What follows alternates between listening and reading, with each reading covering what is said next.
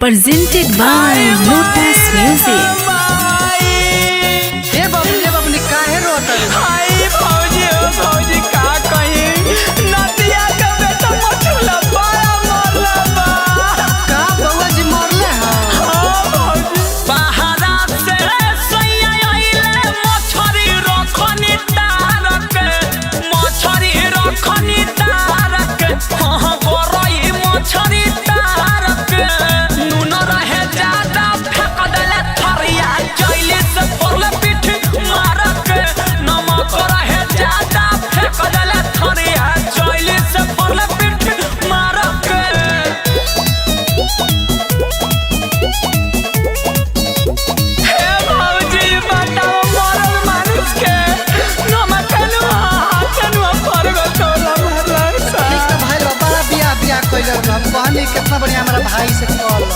हम जानते तो बिहावे ना करती झारा झुर के पेन्हले रहनी नया हम साड़ी हो खोला के सुतल रही उनके लाकेवाड़ी हो उनके लाकेवाड़ी सुनना झारा झुर के पेन्हले रही हम नया साड़ी हो खोला के सुतल रही उनके लाकेवाड़ी हो मेकअप कोइले खराब छोटा माटी में हमर लसारक लाते लाते कचारक सुन लाते लाते कचारक नून रहे ज्यादा फेंक देले थरिया चोली से फरले पीठी मारक नमक रहे ज्यादा फेंक देले थरिया चोली से फरले पीठी मारक। अरे एगो तो कुछ कीन के ना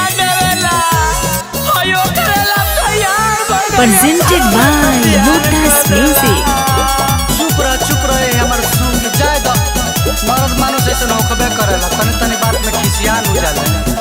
हरावा के खाना हरो जाऊ कोहियो न खाता रे जो है तो है खा के उन कर देह दुबारा रे देह दुबारा रे हरावा के खाना हरो जाऊ कोहियो न खाता रे जो है तो है खा के उन कर देह दुबारा रे सोसिला